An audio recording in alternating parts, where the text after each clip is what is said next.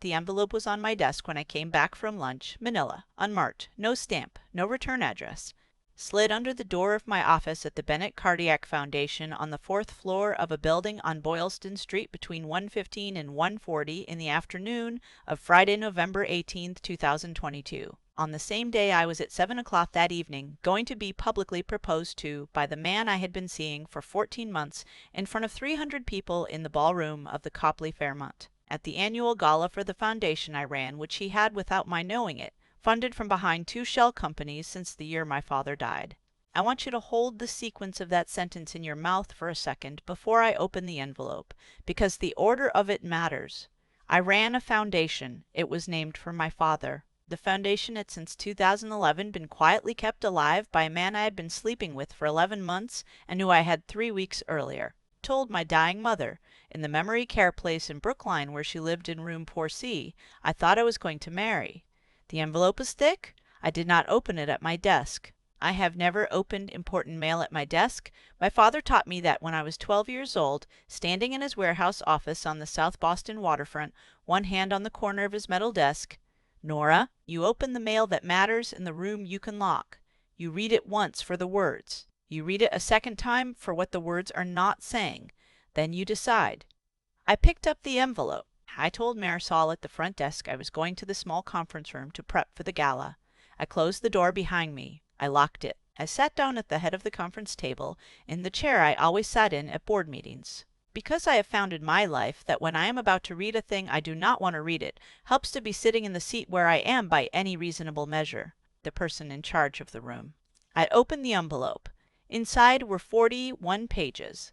The first was a photograph, black and white, grainy, taken with a long lens from what looked like a fishing boat at a distance of maybe 200 yards at the warehouse at Pier 17 on the South Boston waterfront at 4:11 in the morning of April 11th. 2011, engulfed in flames from the loading dock to the roof, with a small figure in the lower left corner of the frame, a man in a dark overcoat, standing on the pier with his hands in his pockets, watching it burn. The photograph had been taken from behind him. You could not see his face, but I knew the shape of the shoulders. I had, for 11 months, been sleeping beside those shoulders in a bed on Beacon Street. I would have known them in the dark.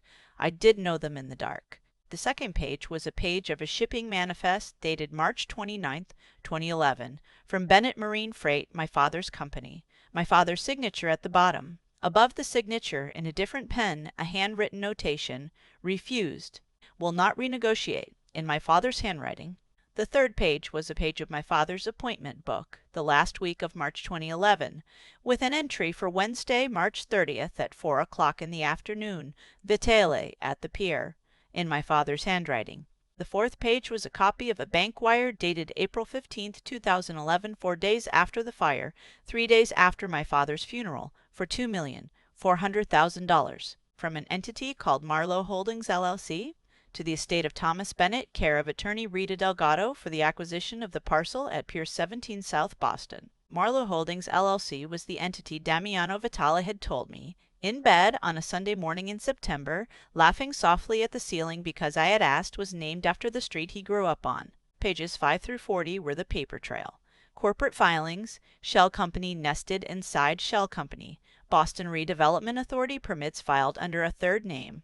The eventual construction of the mixed-use tower that now stood on the parcel where my father had died. My name, Nora Bennett, executor of the estate, at 21, 3 weeks before I started my senior year of nursing school, on the bill of sale. Page 41 was a single sheet, cream, no letterhead, 1 paragraph, typed, Ms. Bennett, you should have this before tonight. The man who is going to ask you a question at 7 o'clock in the ballroom of the Copley Fairmont ordered the fire that killed your father on the morning of April 11th, 2011. He was on the pier when it burned. He watched it. He signed the wire 4 days later while you were selecting a headstone.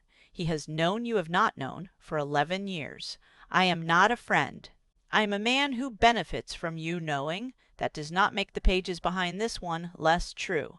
Read them twice. The second time for what they are not saying. Then decide.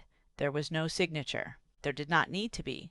There is exactly one man in the city of Boston who would have known that the phrase read them twice.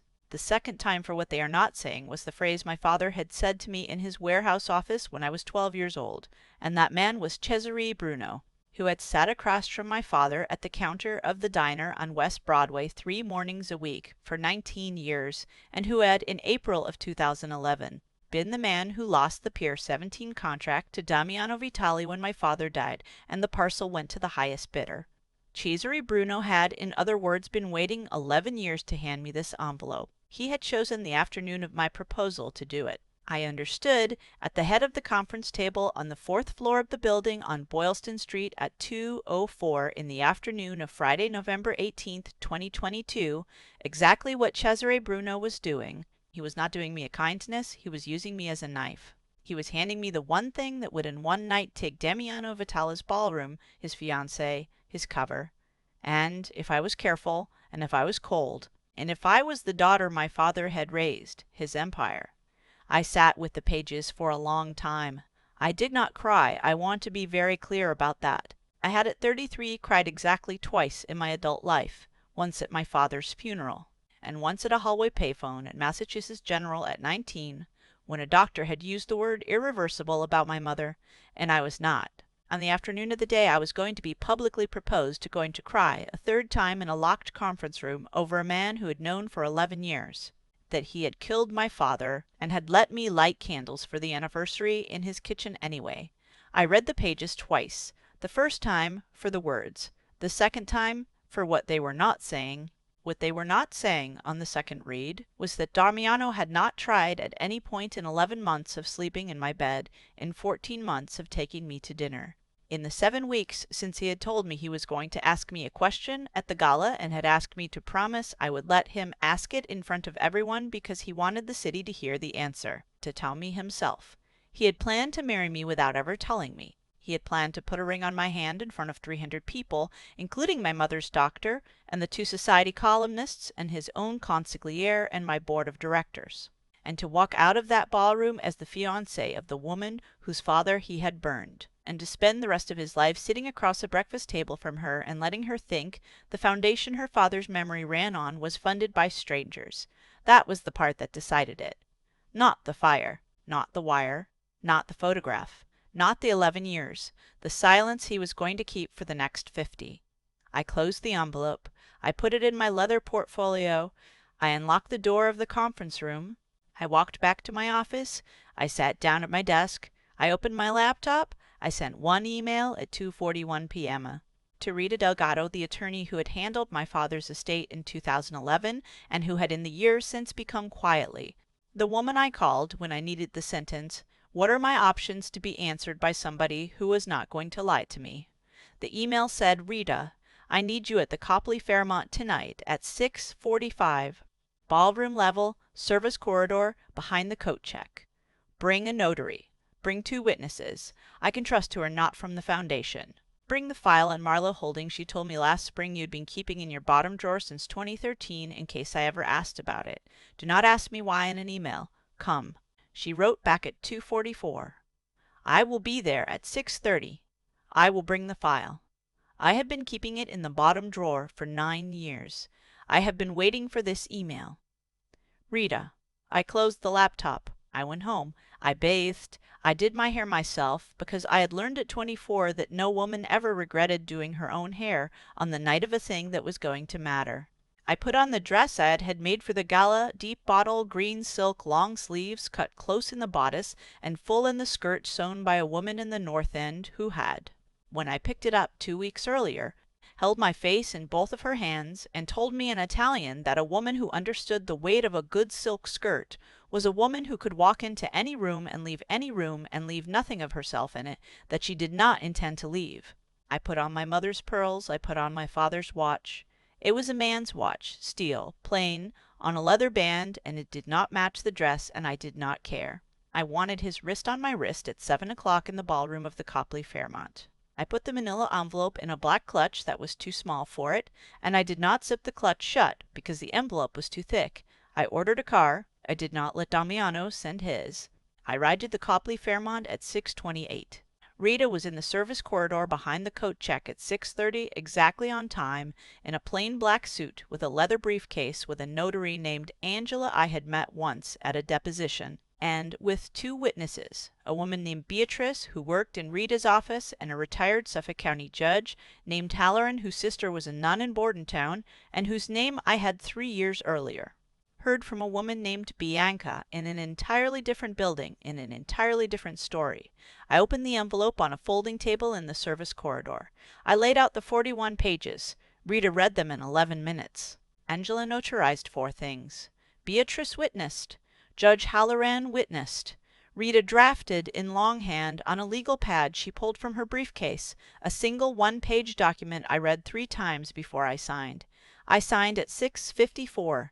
Rita took the document and the envelope and the 4 notarized copies, and she put them in a briefcase, and she locked the briefcase, and she handed the key to Judge Halloran, who put it in the inside breast pocket of his jacket, and she said to me in the quiet, flat voice of a woman who has spent 31 years in courtrooms, "Nora, when you walk into that ballroom in 6 minutes, you are not walking in as the woman he thinks he is proposing to. You are walking in as the trustee of a foundation whose forensic audit began, on paper, 4 minutes ago. Do you understand what that means?" I said. "I understand," she said. "Then go. And when you come out, we will be here." I walked out of the service corridor. I walked down the carpeted hallway. I walked into the ballroom of the Copley Fairmont at 6:58 in the evening of Friday, November 18th, 2022, wearing bottle green silk and my mother's pearls and my father's watch. And I put a smile on my face that I had learned at 23 working the donor circuit. And I greeted my board of directors, and I greeted my mother's doctor, and I greeted the 2 society columnists. And I greeted at 7:03 at the small round cocktail table near the string quartet the man I had been sleeping with for 11 months, and who I had 3 hours earlier learned had killed my father. He was in a black tuxedo. He looked, as he always looked, like a man who had been sewn into his clothes by a person who loved him. His hair was combed back.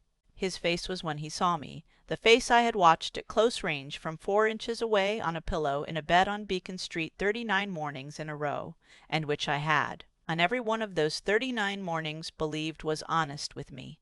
He said, "Nora, you look extraordinary." I said, "Thank you." He said, "May I speak to you for a moment?" I said, "Of course." He took my hand. He walked me to the small raised platform where the string quartet was playing. He nodded to the leader of the quartet, a nod he had apparently arranged in advance because the quartet stopped mid-phrase, and he took the microphone from a stand near the platform. And the room, 311 people by my later count of the guest list, plus 22 staff, plus the 6 members of the quartet, turned to face us. He held my hand. He said into the microphone in the low, careful voice he used when he wanted a room to lean in, "Good evening. My name is Damiano Vitale. Most of you know me. Some of you know me only by reputation. I am here tonight at the invitation of this foundation and of the woman standing beside me, because for 14 months I have had the privilege of the company of Ms. Nora Bennett, and because on this particular night, in this particular room, in front of these particular people, many of whom loved her father, some of whom knew her mother, all of whom love her, I would like to ask her a question."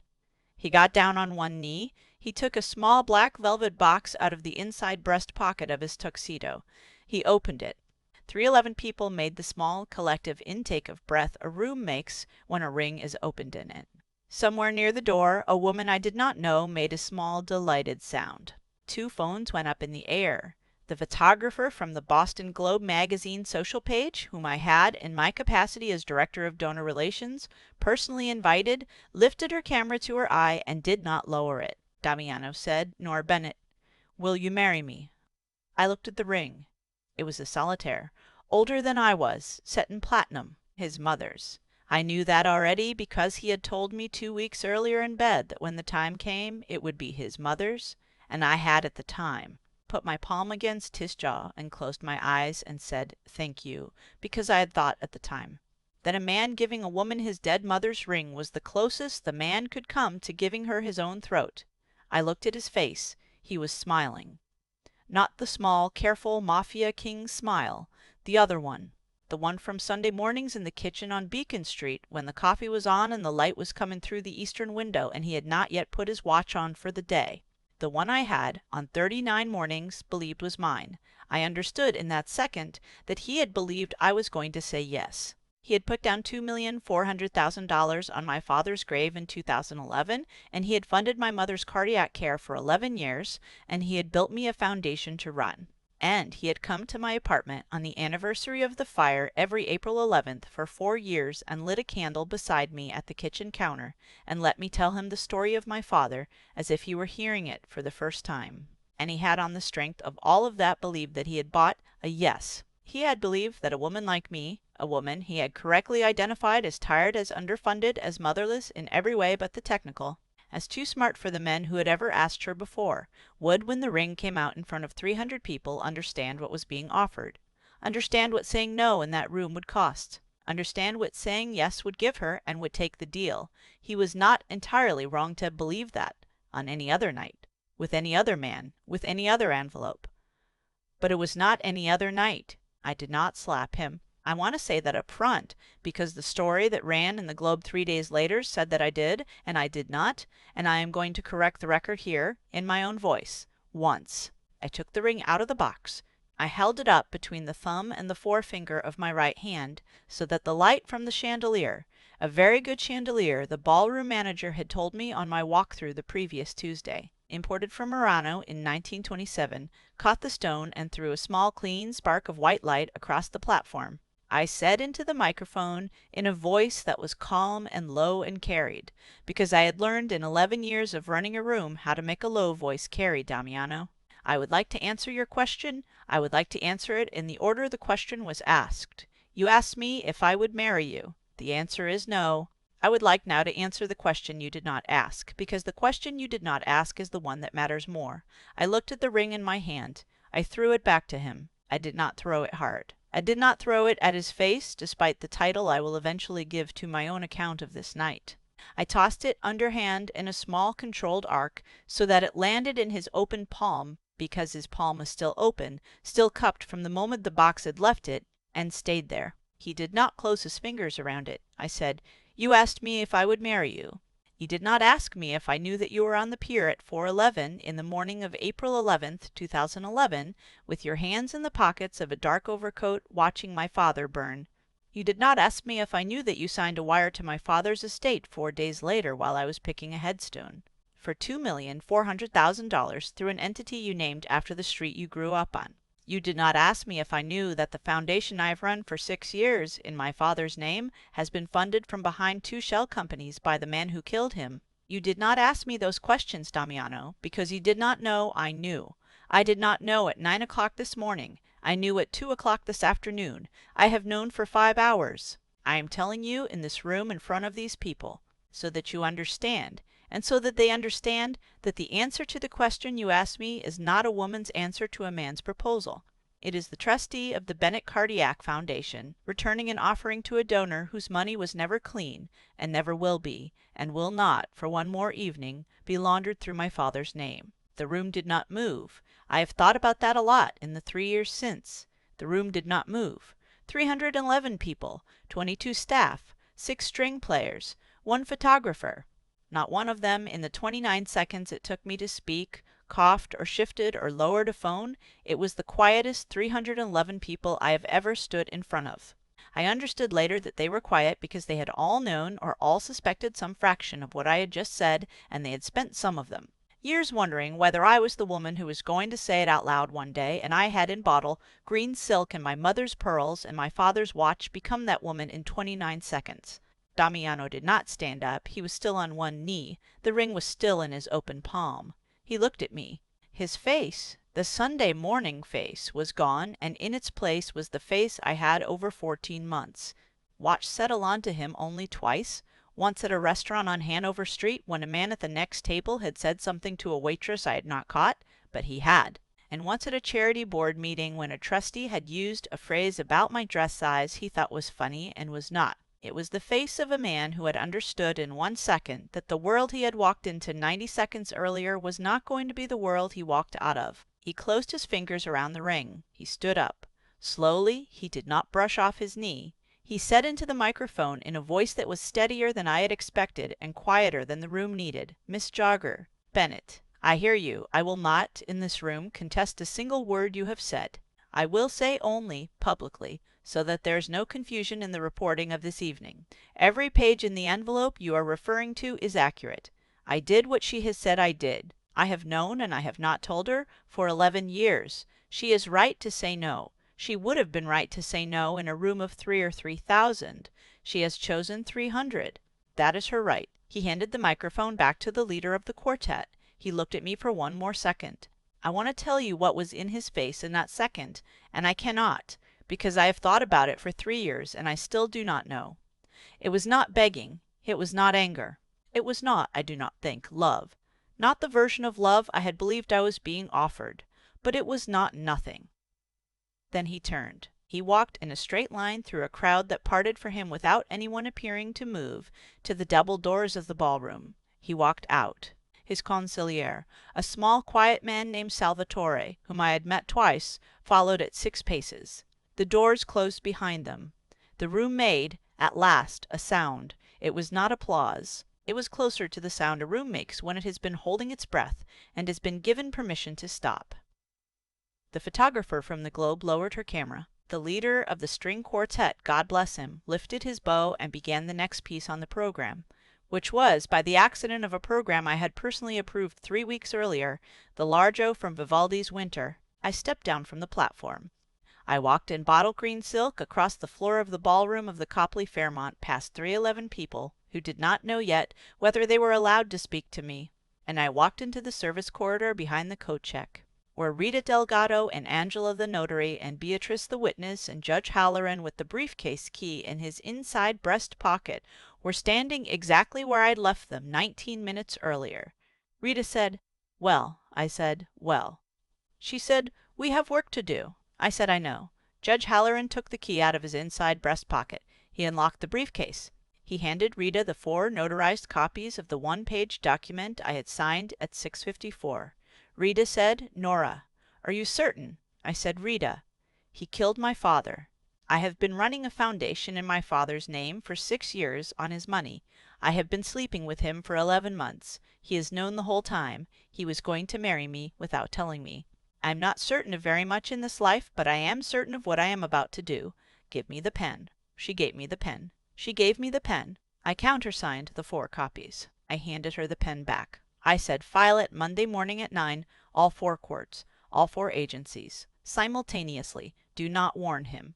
Do not warn his lawyer. Do not warn his consigliere. Let him read it in the paper Tuesday, like the rest of the city." Rita said, "Understood." Judge Halloran said quietly, "Ms. Bennet, may I say one thing?" I said, "You may." He said your father would have been sitting up in his grave right now. In the good way. My sister asked me to tell you that if I ever met you.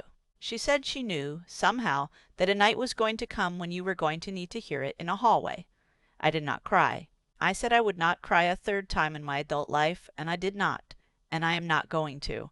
I said, "Please thank your sister for me, Judge. Tell her I owed her the debt anyway.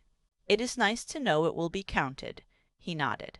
I walked out of the service corridor. I walked out the back entrance of the Copley Fairmont onto Dartmouth Street. It was raining. I had not brought a coat. I did not care. I walked 1 block to the corner of Dartmouth and St. Anne. James and I stood at the curb, and I raised my hand, and a cab stopped, and I got in, and I gave the driver the address of my apartment on the 5th floor of a building on Marlborough Street. And I sat in the back seat in bottle green silk with my mother's pearls at my throat and my father's watch on my wrist, and I watched the rain go sideways across the window, and I understood, for the first time in 11 years, that I was at that moment entirely alone in the city of Boston, and that this was not as I had spent 11 years fearing it would be. The worst thing that had ever happened to me, it was the first honest thing that had happened to me since April 11th, 2011. I paid the driver, I went upstairs, I unlocked my door, I took off the dress, I hung it on a hanger because the woman in the North End had told me to, and I did not intend to disrespect a good silk skirt over a bad night. I took off my mother's pearls. I laid my father's watch on the nightstand. I got into bed. I slept for 11 hours. I dreamed about my father, but I do not remember what he said. I remember only that he was standing in his warehouse office with one hand on the corner of the metal desk, and that he was smiling. Part 2. It's 12. 5,300 words. Rita filed at 9 o'clock Monday morning. all four courts, all four agencies, simultaneously, just as I had asked. The one-page document I had signed at 6:54 on Friday evening was a resignation, mine, as Director of Donor Relations for the Bennett Cardiac Foundation, effective at 11:59 p.m. on Friday, November 18, 2022. Attached to the resignation and filed simultaneously with it was a second document, a petition for a forensic audit of every dollar the Bennett Cardiac Foundation had received in cash or in kind from Marlowe Holdings LLC and its two nested shell entities between the years 2011 and 2022, submitted to the Massachusetts Attorney General's Nonprofits Division under the state's Charitable Trust Statute, with a request for expedited review on the grounds that the source of the funds had in the previous 72 hours been publicly acknowledged by their originator to be the individual criminally responsible for the death of the Foundation's namesake. Attached to that, and filed simultaneously with both, was a third document, a referral to the United States Attorney's Office for the District of Massachusetts packaging the 41 pages Cesare Bruno had slid under my office door and forwarding them without editorial comment. To the acting head of the organized crime strike force, whom Rita had, without my knowing it, worked opposite of on a matter in 2019, and whose direct number she still had in her Rolodex. Attached to that, and filed simultaneously with all three, was a fourth document, a voluntary sworn statement by me, notarized by Angela in the service corridor of the Copley Fairmont at 6:54 p.m. on Friday evening, witnessed by Beatriz and by Judge Halloran, stipulating that I was in possession of documentary evidence linking Damiano Vitale to the arson, homicide of Thomas Bennett on April 11, 2011, and that I was willing to testify to that evidence under oath in any state or federal proceeding in which I was called.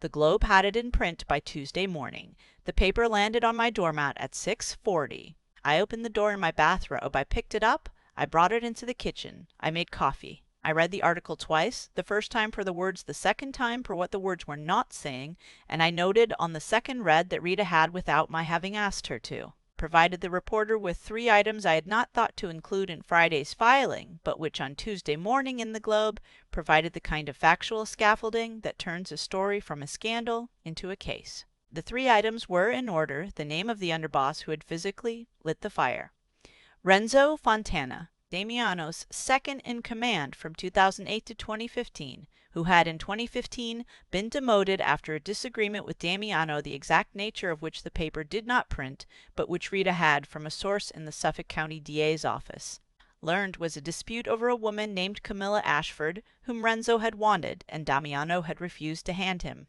The name of the second man who had been on the pier that morning with Damiano, Enzo Marchetti, Damiano's driver of 11 years, who had, in a sealed proffer to the FBI in 2019, in exchange for immunity on a separate matter, described the events of April 11th in detail, and had named Damiano as the man who had given the order and Renzo as the man who had struck the match, and whose sealed proffer had been sitting in a locked file cabinet in a federal building in downtown Boston for 3 years, waiting for a witness, one witness, willing to testify contemporaneously. The witness, said the paper, was me. I put the paper down. I finished my coffee. I did not, that Tuesday morning, feel triumphant. I did not feel sad. I did not feel afraid.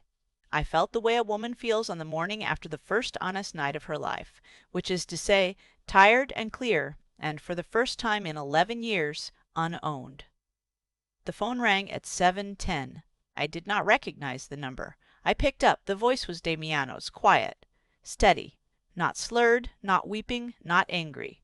He said, "Nora," I said, "you are not supposed to be calling me." He said, "I know. I will make this short. I have read the paper. I have read the filings. I am not calling you to ask you to withdraw any of it. I am not calling you to explain. I am calling you to tell you 3 things. Then I am going to hang up." I said, "Say them." He said, 1. Everything you filed on Monday is true. Everything the paper printed this morning is true. I do not, in this call or in any subsequent proceeding, contest a single word of it. He said, 2. I have, this morning, at 6 a.m., signed over the entirety of Marlowe Holdings, its subsidiaries, and every asset traceable through it, which is at last count, 40 owned properties in the city of Boston, and approximately $119 million in cash and cash equivalent instruments, to a blind trust the sole beneficiary of which is the Bennett Cardiac Foundation. to be administered by Attorney Rita Delgado at her discretion with the covenant that not $1 of the trust may ever in any form be spent on my legal defense. My lawyers have the paperwork. They will forward it to Rita by 10 this morning. He said, 3. I did not on Friday night propose to you in order to buy your silence. I did not know until you spoke that you knew. I proposed to you in front of 300 people because I had over 14 months become a man who wanted you to say yes in front of the entire city, and who had convinced himself that a woman who said yes to him in front of the entire city was a woman he could tell later in a quiet room on a Sunday morning in his own time. That was in us the worst thing I have ever done, worse in a certain accounting than the peer, because it required me to look at you across a bed for 11 months, and to have already decided that you would forgive me later for something I had not yet had the courage to name. I want you to know, before I am no longer in a position to say things to you, that I understood on Friday night at 7:03 that I had been wrong about that.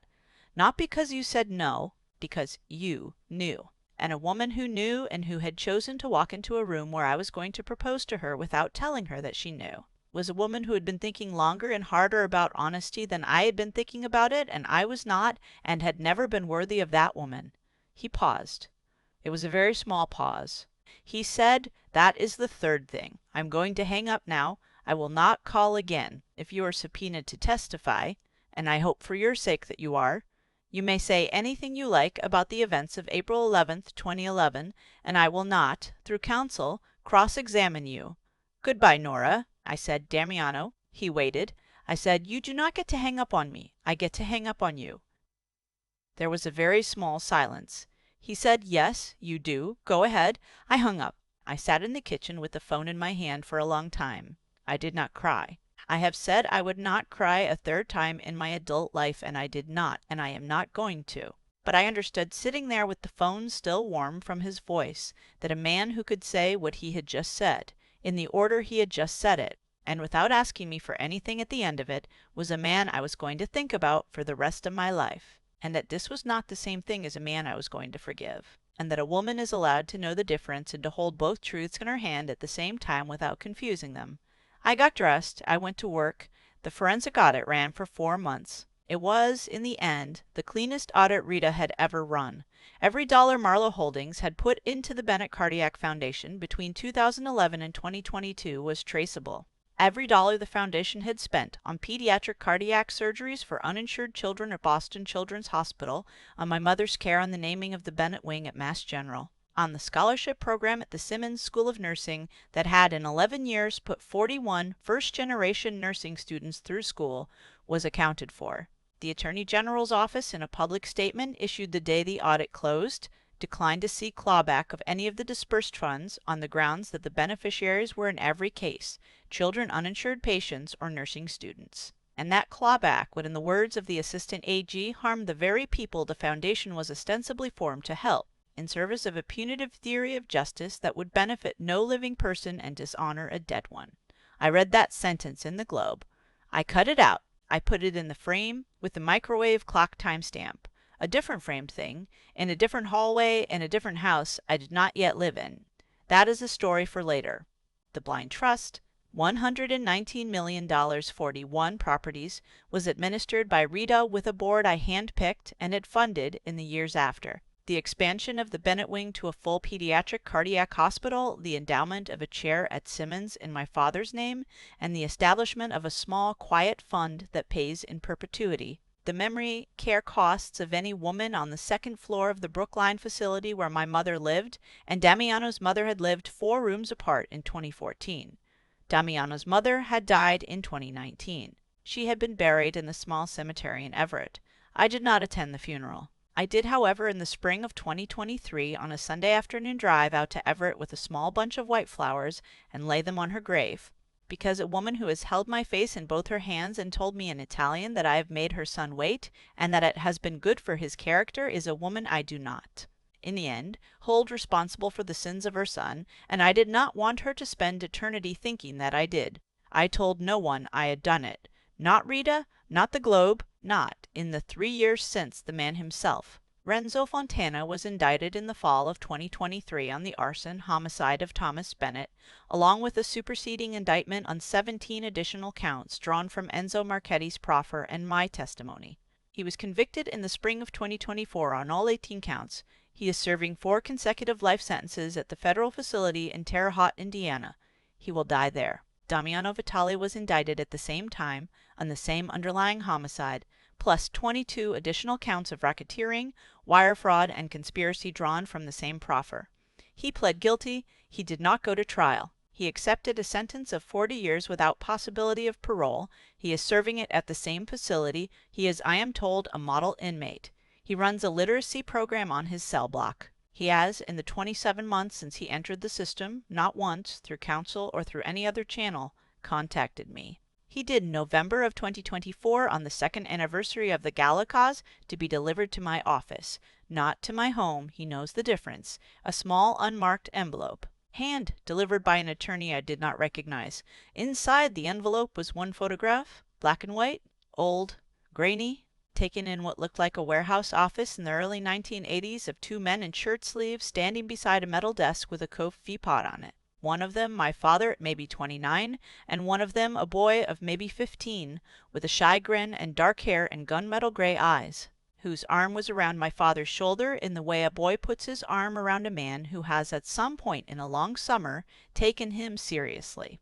On the back of the photograph, in Damiano's handwriting in ink, in one line was written, "He gave me a job in the summer of 1980. He was the first man who ever did. I have thought about him and about you and about the difference every day of the sentence so far. D." I did not write back. I did, however, put the photograph in the drawer of my nightstand in the apartment on Marlborough Street, under a paperback I had not finished, and I have in the 14 months since thought about it perhaps 11 times, which is fewer times than I once thought I would and more times than I would like to admit. That is a story for later, too. My mother died in the winter of 2024. In her room in Brookline, on a Tuesday morning, peacefully, holding my hand, on what the nurses called a middle day but which was at the end a good one. She had been that morning entirely herself for an hour, and she had in that hour said one thing to me I want to tell you about because it is the thing that finally at last allowed me to close the drawer of the nightstand and to sleep an entire night without thinking about the photograph. She said in Italian, holding my hand very tightly, her eyes bright and lucid, "Nora, there is a story I have not told you. I am going to tell you now, because I am going to die today, and I want you to have it." I said, "Mama, you are not going to—" She said, "Hush. In April of 2011, 3 days before your father died, he came to me in the kitchen at 4 in the morning. He had not been sleeping. He said to me in a voice I had heard from him only twice in 39 years of marriage, that a man had come to him at the pier that afternoon and had made him an offer for Pier 17. And that the offer had been generous, and that he was going to refuse it, because he had understood in the middle of the meeting that the man was not the man he had first appeared to be, and that the parcel, if it went to that man, was going to be used for a purpose he did not want his family's name attached to. He said to me, Nora, that if the man came back a second time, he was going to say no again, and if the man came back a third time, he was going to say no again, and that he was aware— he used that word aware, that saying no 3 times to a certain kind of man was a decision that had consequences, and that he had that night decided he was going to accept those consequences, whatever they were, because a man who cannot say no 3 times to a bad offer is a man who does not deserve the corner he stands on." She paused. She took a small breath. She said, "He did not tell me the man's name. He never did. I asked him 3 times that night in the kitchen, and 3 times he refused to tell me because he said if I did not know the name I could not later be asked about it, and because he wanted, in his words, the deciding to stay on my desk. He was killed 3 days later." She looked at me. She said, "Nora, I am telling you this because I want you to know that your father knew. Not the specifics, not the fire, but he knew on the night of April 8th that he was likely going to die in the days that followed, and he chose not to change his answer. He chose the corner over the 50 years. He would have done it again. He would have done it 100 times. I want you to know that when you think about the man you were engaged to for 6 hours, you did not, that night in the ballroom, betray your father. You did what your father did. You said no in a room full of people to a man who was not the man he had first appeared to be, and you accepted whatever the consequences were going to be, and you are. My daughter, my green-eyed girl. The reason that man's name and my husband's name will now be in the same paper for the same reason, and it is going to be your name at the top of the paper. And my husband is going to be sitting up in his grave for the rest of eternity in the good way because of you. Do you hear me? I said, I hear you, Mamma. She said, good. Now let me sleep for a little while. I am very tired. She closed her eyes. She was still holding my hand when she went. I sat with her for a long time after. I did not cry because I had said I would not cry a third time in my adult life, and I was not going to change that on the day my mother died, because my mother would have hated that. She had raised me from the age of 7 to be a woman who saved her crying for the drawer and did the arithmetic of the world with a dry face. I called the nurse in. I signed what needed to be signed. I went home. I opened the drawer of my nightstand. I took out the photograph, the one of my father at 29 in the warehouse office, with a boy of 15 with dark hair and gunmetal gray eyes and a shy grin under his arm. I sat on the edge of the bed with the photograph in my hand for a long time. Then I did the thing my mother would not have expected me to do. The thing I had not, in the 14 months I had kept the photograph in the drawer, allowed myself to think I was going to do. I got up. I went to my desk. I took out a single sheet of my personal stationery, cream, no letterhead, my initials embossed in the upper left corner, and I wrote in ink in 3 lines 1 letter. The letter said, Damiano. My mother died on Tuesday. In the last hour of her life, she told me a story about the 3 days before my father died. He knew. He chose the corner. I am telling you because I do not want you to think in the years you have left in Terre Haute that any part of what I did in the ballroom was in ignorance of what my father would have chosen. He chose it first. I only finished it. Do not write back. And I sealed the envelope. I addressed it to him at the federal facility, care of the warden's office, marked confidential legal correspondence, because Rita had told me once in passing that this was the only channel that reliably reached him. I stamped it. I walked it to the mailbox on the corner of Marlborough and Fairfield. I dropped it in. I walked back to my apartment. I did not, on the way second, guess the letter because I had learned at 34 in a service corridor behind the coat check of the Copley Fairmont that a woman who has decided a thing in her own kitchen does not later re-decide it in the street. He did not write back. That was my request. He honored it. He has honored it in the 14 months since, without exception. I still run the foundation. I run it under my own name now. The Bennett Cardiac Foundation, no revisions to the name my mother would have hated a rebrand, but from a new address on a different floor of a different building. On Beacon Street this time in an office that overlooks the Common and that has on the wall behind my desk 3 framed things. The first is the microwave clock timestamp from a Board of Nursing exhibit dated April 15, 2014 that I've carried in one form or another, since another woman in another kitchen in another state gave it to me at another closing. 942 to 949 in small green digital numerals. That woman is a friend of mine now. Her name is Nora, too. We do not get confused. We recognized each other when Rita introduced us in 2023, before either of us had told the other one anything. The second is the paragraph the assistant AG wrote about the pediatric cardiac patients and the clawback in the Globe in the summer of 2023. It hangs at eye level. The third is a photograph. Black and white, old. Grainy. 2 men in shirt sleeves in a warehouse office in the early 1980s, standing beside a metal desk with a coffee pot on it. One of them is my father at 29. The other is a boy of 15 with dark hair and gunmetal gray eyes and a shy grin whose arm is around my father's shoulder in the way a boy puts his arm around a man who has, in a long summer, taken him seriously.